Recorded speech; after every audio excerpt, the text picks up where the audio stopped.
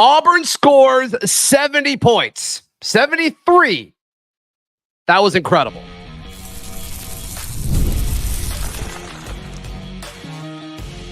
You are Locked On Auburn, your daily podcast on the Auburn Tigers. Part of the Locked On Podcast Network, your team every day.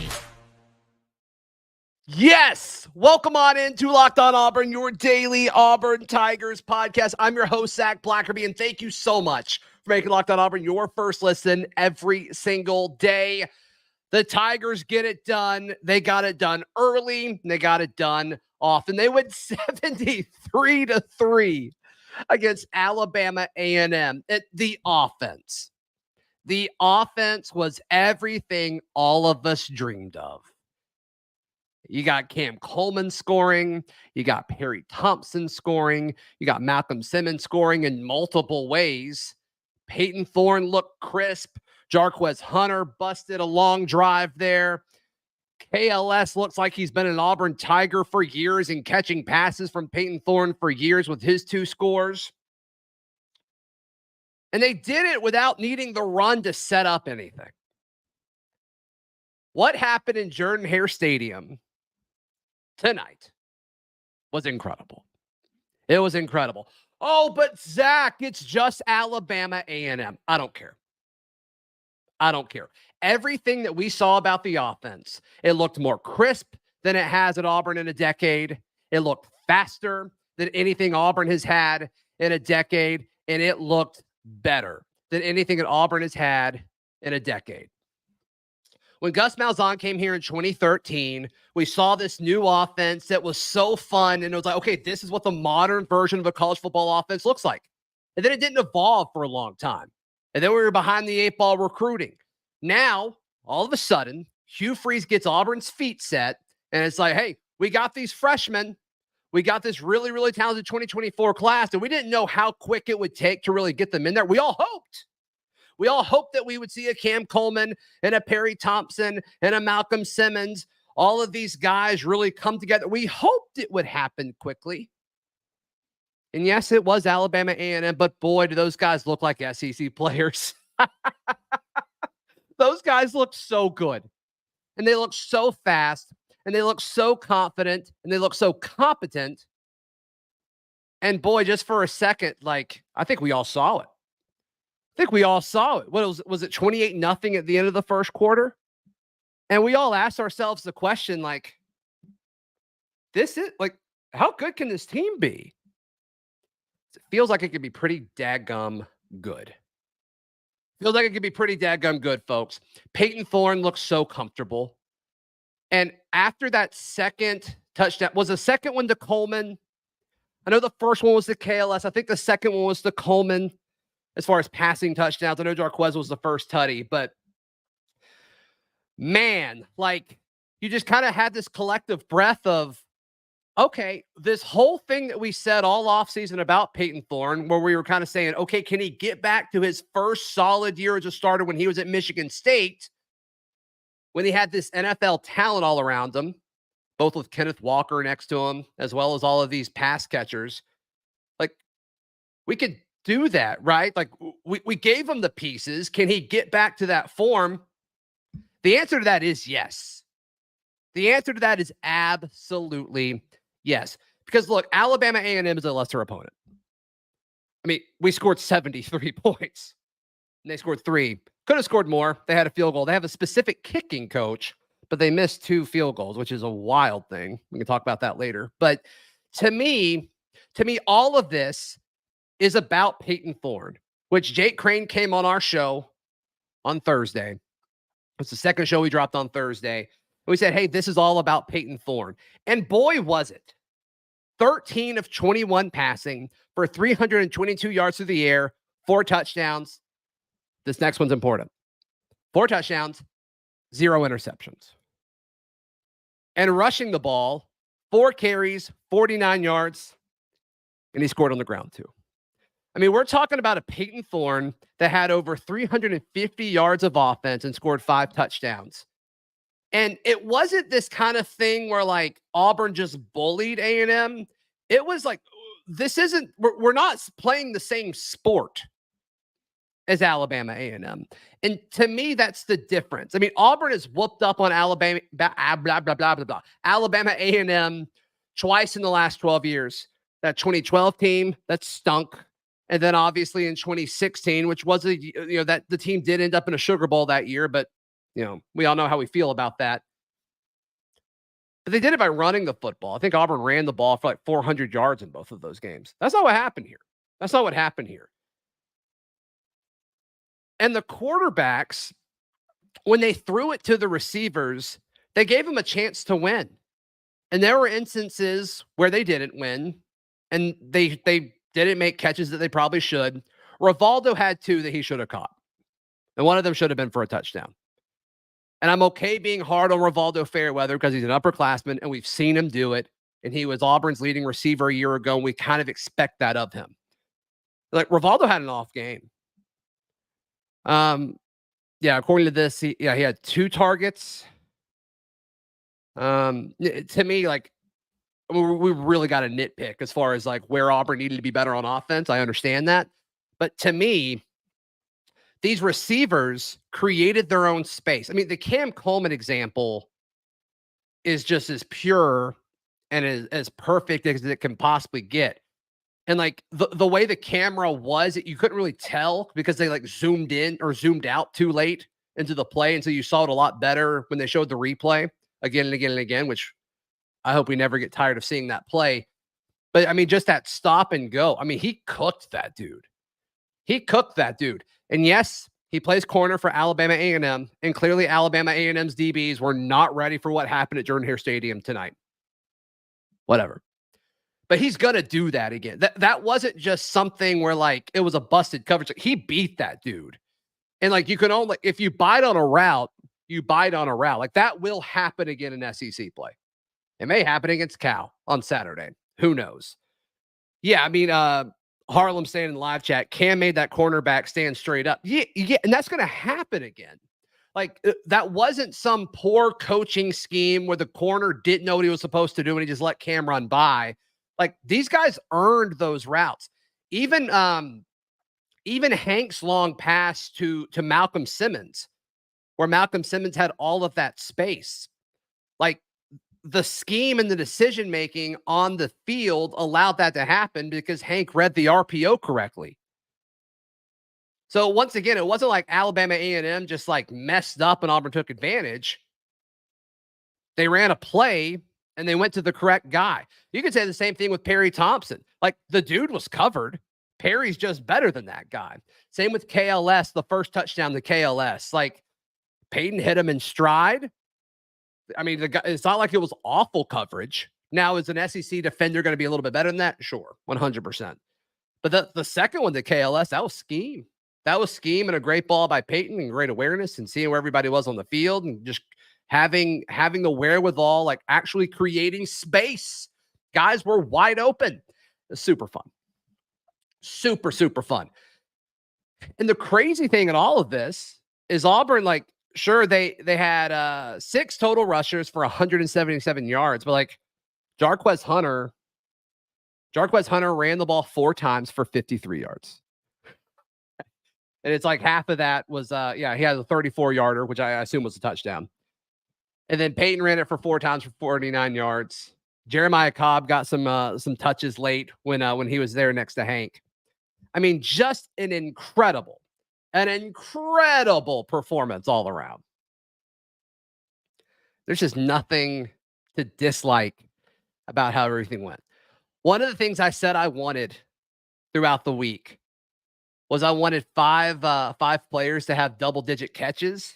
And it's kind of funny because like that almost didn't happen because they didn't run that many plays because the scoring drives were so short. But Malcolm had 3 catches for 91. KLS had 3 for 80. Perry had 2 for 82. Of course, that 70-yard touchdown. Cam had 2 for 62. Caleb Burton had 2 for 49. And then Bryce Kane had 2 for 33. And man, I know he hates it more than all of us, that fumble. We were all smelling 80, right? Like, we all felt like that 80 was totally coming.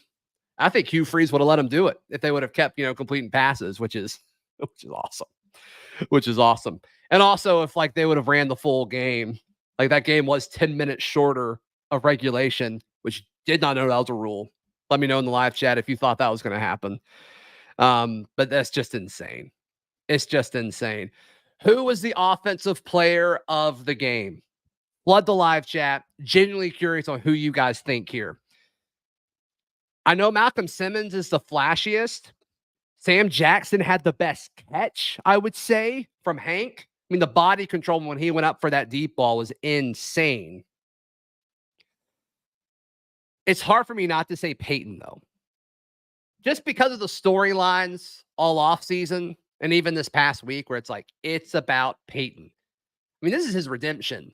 This is his redemption. I mean, for the folks who watched it on ESPN Plus, which is what I did. I watched it at home. The camera zoomed in on him after his first touchdown pass, which I guess was to KLS, if I'm remembering that correctly. Y'all please correct me if I'm wrong on that. I think I'm right. But the camera zoomed on him just real quick, and he was talking to one of the coaches, and he was smiling so big. And it's like, this is personal for him at this point. Because, I mean, he has just said everything in the world that could be said about a quarterback has been said. I'm just so happy for him. Like, I'm genuinely just happy for Peyton Thorne. What a cool moment for him. And obviously Cal is the next thing. You know, can they beat Cal? And can they get ready for Cal? I think so. Because I don't think they put that much on tape. So we'll see. All right, let's jump into the defensive side of the ball. Keep flooding it. A lot of you guys are saying Peyton, but I want to hear arguments for other players. But all that's coming up right here on this special live edition of Locked On Auburn, recapping Auburn's. It just feels weird saying it. It looks weird on the box score, 73-3 against Alabama A&M. Today's show is brought to you by Charlie 5's favorite product in the world, and that is 5-Hour Energy. I had one earlier in honor of Charlie 5. I took a picture and put it on Twitter. Go to 5hourenergy.com right now. They've got all sorts of things. Be sure to use our promo code LOCKEDONCFB. Charlie 5 loves the grape flavor. They also have like full like energy drinks. I ordered some of those too from the website. Very good. Very good. They keep you focused. They kept me alert for the game tonight. You need to do the same. They've got zero sugar. Just go to 5hourenergy.com. That's the number 5hourenergy.com and get some 5-Hour Energy product today. You can use my code LOCKEDONCFB and you get 20% off your order. That's at 5hourenergy.com. Check it out today. So almost everybody is saying Peyton. And if not Peyton, KLS is what Sheldon says. And I agree. I'm okay with that. I mean, the guy scores 2 touchdowns. And this is a dude that KLS is a guy that like his former team really painted a lot of negative stuff about him. And we saw it. All these kids see all this crap that's said about them. I think Keandre Lambert-Smith, I think those 2 tutties were a little personal for him too. I mean, what a great situation for Auburn and KLS, where both sides clearly benefit from this, this 1-year rental, which is kind of what these grad transfer portal additions are. To me, I think if it's not Peyton, if you go non-quarterback, you have to go with KLS. I'm there with you.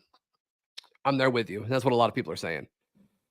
I want to go back to something about the quarterbacks because like the completion percentage isn't perfect, right? Like 13 of 21. But something I loved about Peyton, and then Hank did this too. And this is what stood out to me, even like I was a senior in high school when we watched Cam Newton. And I'm not saying these guys are Cam Newton, but something that stood out to me early when watching Cam is when he threw the ball, he gave his receivers an opportunity to win.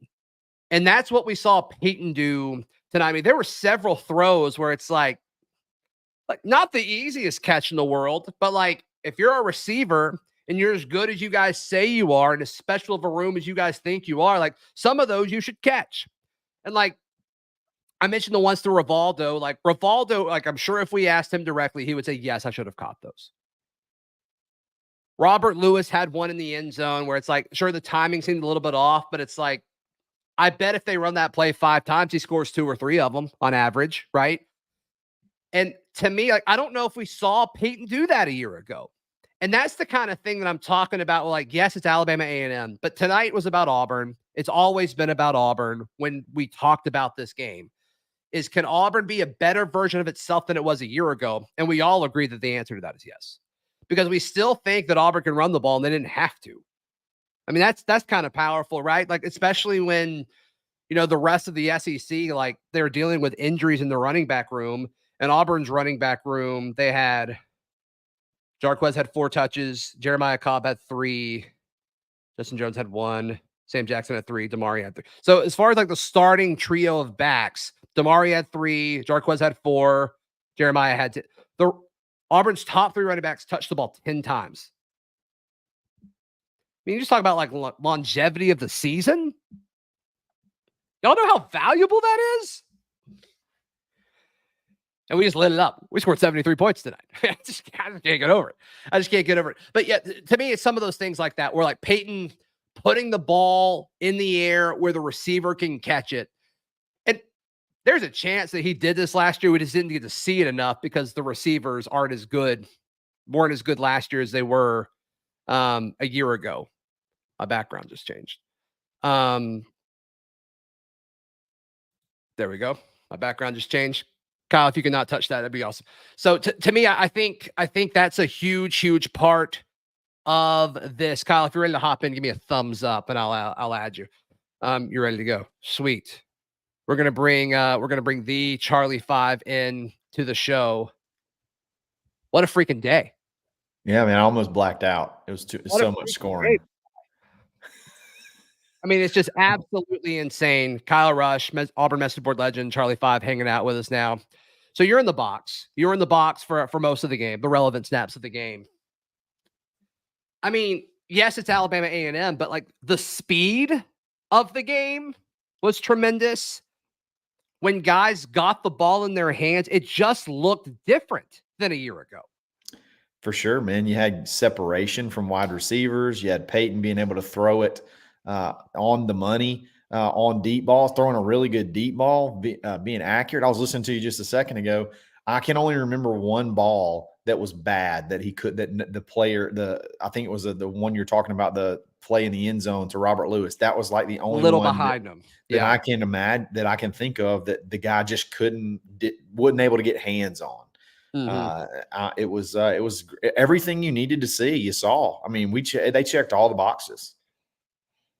Can we talk about Hank just for a second? I told you, I knew my guy. I knew Hank was going deep. I knew Hank was going to go deep, man. He jumped him off sides. He got him to jump off sides, and he was going vertical. There was no doubt about it. That was going to happen. I can't wait to talk to him. I think we're recording tomorrow. I can't wait to be like, I mean, so like, what was your confidence in Sam when you threw it to him? Like, just be real with me. What were you thinking during the? Because I mean, his catch was incredible. That was an incredible moment. No, I mean, we knew he was going to go. If he got the chance, he was going to go deep. If he got to get in, and he had the great read, I thought, on the little RPO play that he threw to Malcolm, and then Malcolm obviously does what Malcolm does and turns a easy first down into a touchdown. And then I just knew he was going to take a shot, and he did, and it was great. He looks good, man. Even the first play, the first little throw. I mean, he threw what, how many passes he threw? 5 total. The first one was on the first money. one was a drop. Yeah, Malcolm it was right in the numbers, and he dropped it. I'm starting to warm up to the fact that Hank is going to be the guy moving forward. They gave him a lot of time. Gave him a lot of time. So we'll see. Would have had more if we actually played a full game, but that's fine. I get it. So there's a few things as far as targets and participation that I do think was pretty telling.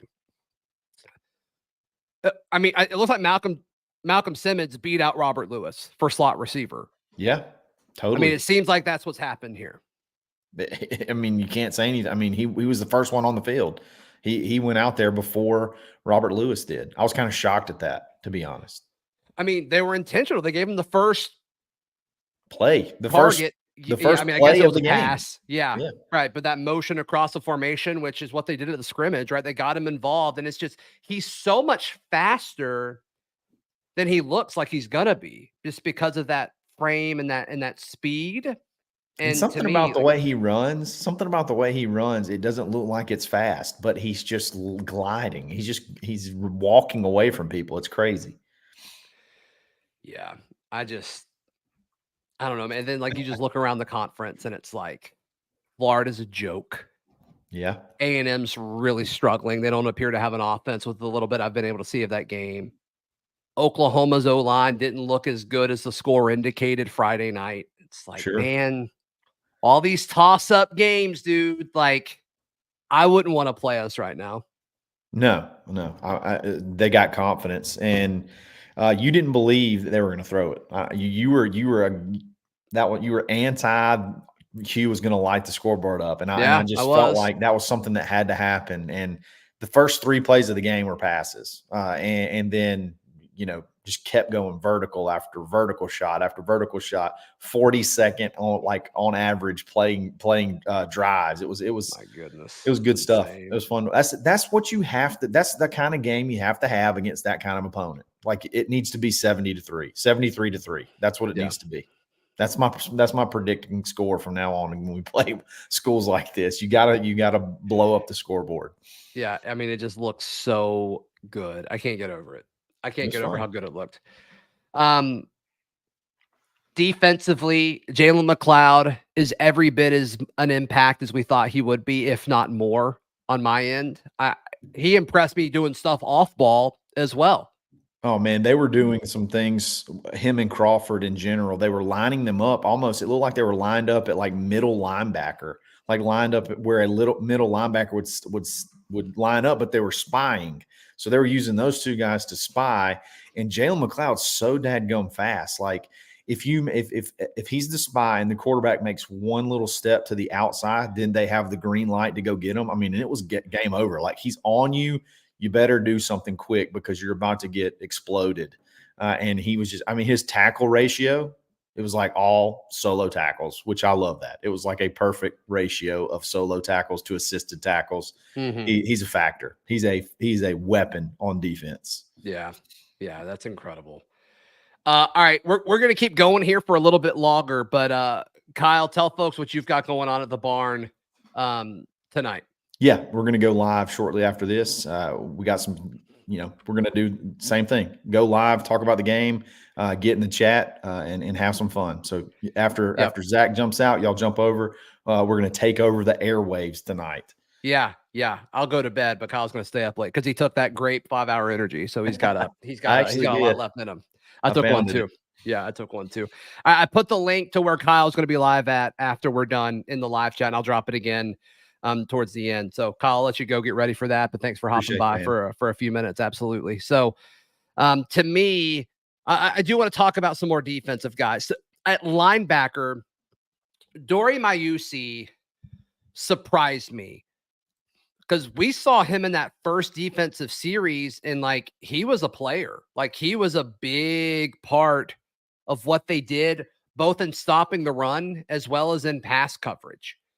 And to me, I think that's pretty important. I think that's pretty notable. In fact, like I didn't really notice Eugene Asante, which I think is a good thing because we know Eugene Asante is going to be a good player. So like not worried about that at all. But I do think that was a pleasant surprise seeing as much Dorian Mayusi as we did. Did A&M lose? Did Texas A&M lose?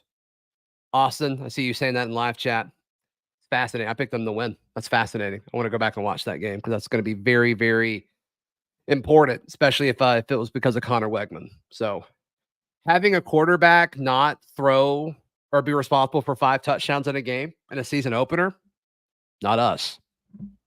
Can you imagine? Can you imagine not having your quarterback score 5 touchdowns in like a half of action? Because I can't. I certainly can't. Yeah, so they did lose. Okay, fascinating. Other things, Kayin Lee is as good as I talk about him being. That is a fact. Like that is very, very true. He was not called like that. The defensive pass interference he was called for, that's crap. That should not have happened. That was great coverage. In fact, he was the only one playing for the ball. The receiver didn't even make a play on the ball. I thought that was a joke. I thought Kayin Lee was incredible. tonight. I love the reps that Jalen Crawford got at corner. At times he did look like a freshman. And then at other times it's like, yes, that guy is naturally gifted. Can't wait to see him get more reps. Let's see. Malik Blockton. Okay, hold on. Malik Blockton. The first kind of like I'm him moment for him was in a goal line situation. And they went to the freshman. They went to the freshman in the middle of the field, and boy, he lived up to it. To me, he was the interior defensive lineman I noticed the most. Are y'all with me on that? I noticed him. I noticed Troll Carter because like he got flagged for something. But like to me, I think Malik Blockton was the guy that I noticed the most on the interior. And I kind of kept waiting for Jason or Philip Bleedy to make a play, and it just never really happened. So like Malik Blockton to me, I thought was really, really impressive. Robert Woodyard, I thought had a good game, but like his stuff happened after all the scoring happened. So I kind of wonder like how the staff sees him. Kind of think he's that next platoon in. And then also like I'm surprised we didn't see DeMarcus Riddick more. We didn't see DeMarcus Riddick till like that last group in, I believe. Could be a chance I missed them, but the announcers were wrong a lot, but they did point out that Riddick was coming in at the end there. So still, I mean, just to me, this group is so good. Like this young group, this young core that's going to be like the base of Auburn's roster for the next 3 years. It's so special. The special group. They seem to all like each other. Hopefully, in today's age of the transfer portal, that's probably a super, super good thing. So, to me, like there are things to nitpick and say like this has to get better over the course of the season, and we'll definitely do that. That's not what the point of tonight is. Tonight is the point is to boog, and we will do that. Keldrick Falk early, I mean, just looked like the best player on the field. And then it seems like they kind of backed off of using him over the course of the evening, which makes total sense. No reason to play Keldrick when you don't have to. But I thought Keldrick at times tonight looked like the best player on the field, which is great.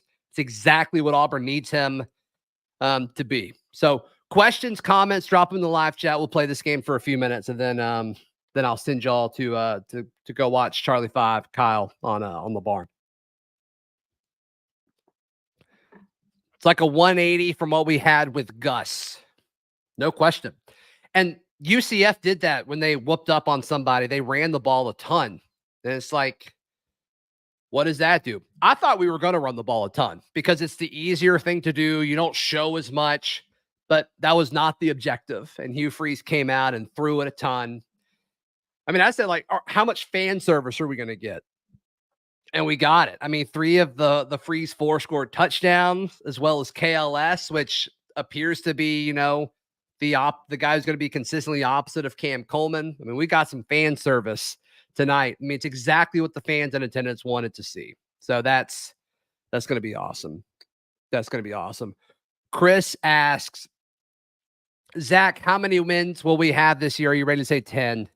No, I was at 8-4. I was at 8-4, and I'm going to stay at 8-4, but I'm really close to 9-3 now because I gotta watch the Texas A&M game. But that game's so far at the end of the year. Like, how relevant is what happened today at the end of the year? I'm still at 8-4, but I'm close.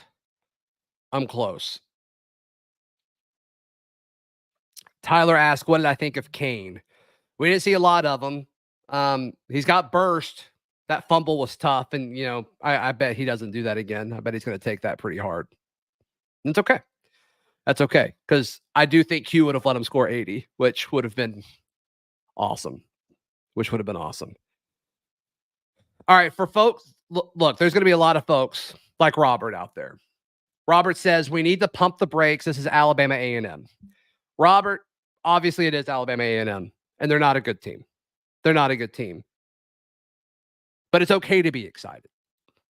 There's going to be a lot of Bama fans out there, a lot of Auburn fans like Robert, that say, hey, this doesn't matter because it's Alabama A&M. And to them, you look them in the eye and say, hey, you're missing the point here because it's not about Alabama A&M. This is about Auburn. And would this Auburn team have done this to Alabama A&M a year ago? No, they wouldn't. And you say, look, this was about getting the freshmen involved. This is about getting Peyton Thorne going. This is about showing the proof of concept of this offense to the recruits that are in the stands, the recruits watching, and then obviously to the Auburn fan base, and to put some stuff on tape.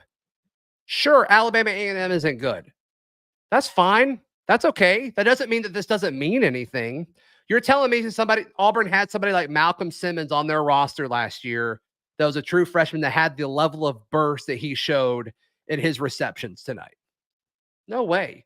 You're telling me somebody would have run that stop and go as good as Cam Coleman a year ago? No. You're telling me somebody could take a slant 80 yards like Perry Thompson did?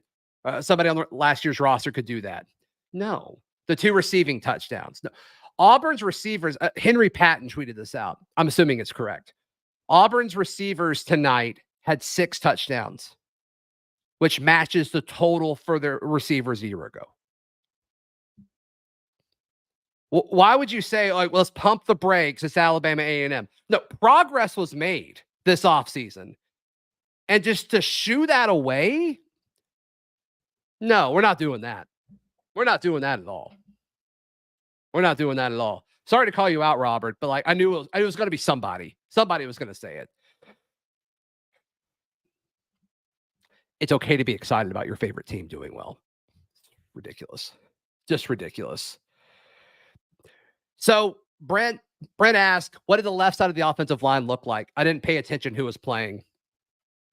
To me, like I was watching it at the beginning, and then I purposely looked away because I wanted to see the skill guys. And I was going to say, I'll look at the O-line closer in the rewatch.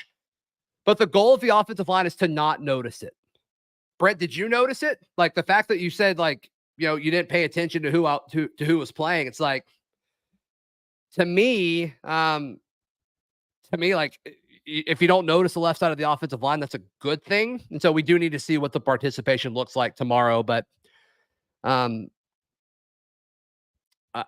thought everything looked fine, which is good. I do know in the stadium they announced both left tackles as starters, which I thought was intriguing. So yeah, we'll see. We'll see. Efficient Gaming says, I think we got 2021 Thorne back, y'all. What do you think, Zach? I hope so. Because once again, like 2021 Thorne, which was his first full year starting at Michigan State, and he had all these NFL options to throw to, future NFL options to throw to, and to hand the ball off to. He has that again. And he's got a scheme that I think is actually more modernized than what he had at Michigan State. So like the recipe for success is there. It's just, is it gonna happen? It's a strong start. It's a strong start for sure. I mean, if you get half of what 2021 Thorne was with what this defense can be and the way the schedule goes, like you can be a solid team this year, which is great. Few people talking about Fairweather, and yeah, I said that earlier in the show. Like that was kind of like, if we're gonna nitpick on offense here, that was the one that said, hey, you know, like Rivaldo should have caught that.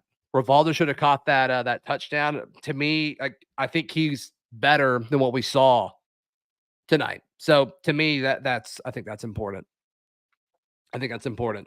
Joshua says Thorne has a quarter of his passing yards from last season. I haven't looked, but that checks out. And he did it in a half. On 13 completions.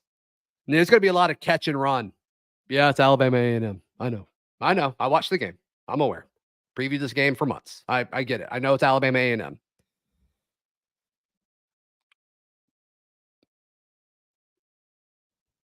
Let's see. All right.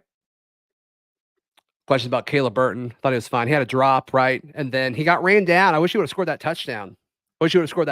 Caleb Burton. But yeah, he ended up with multiple catches for 49 yards. You take that. 49 yards on 3 targets. You take that. You take that for sure. All right. I'm going to go ahead. Let me make sure Charlie 5 is live. I want to send y'all to him. Kyle, if you're watching, go ahead and go live so we can drop that link in the chat here. Defensive takeaway is the linebackers might be the best position group right now. I love parts of the defensive backfield and I love parts of the defensive line. And that's where I don't need to go back and watch the first quarter because there are a few comments I want to make, but I want to make sure I'm correct when I say them and who I point out. But there were some holes on the defense where, like, I want to go back and see if Alabama A&M's receivers haven't, like, if they wouldn't have dropped a few of those passes, and like if they were an SEC caliber like receiver and they would have held on to those balls, what that would have done to the flow of the game, because I do think it would have impacted it. And so I think that's worth noting. The pass rush seems to be there, at least for the TV broadcast. They talked up the tackle and the matchup with Keldrick. So like that's encouraging that they're able to do it against a guy who's getting scouted by the NFL. Like you certainly love that. But we'll see. I mean, we'll see. I want to watch the defense again before I jump into that. And I just wanted to bug. I didn't really want to nitpick and point out negative things tonight. So, all right, I'm dropping this in the live chat. Everybody click on that link I just put in live chat. Go support Kyle in the barn, like his stream, and subscribe over there as well. And then also, if you subscribe to that channel, you can also check out me and Brad Law. We do a show called Village Vice on that channel like 4 times a week or so. 1,000 of you watching late at night. Thank you guys so much. In the morning, Daryl Dapprich and I will have a show. So in a few minutes, Daryl and I are going to record. He's at the press conference right now, assuming that's still happening. And so we're going to record, kind of react to some of the things Hugh Free says. That'll be up first thing in the morning. So be sure to check that out. Like the video, please subscribe. Click the link that I just put in there. Go support our guy, Charlie 5. Until then, War Eagle. Auburn wins 73-3 against Alabama A&M. Incredible. Once again, please subscribe. See you next time. This has been Locked On Auburn.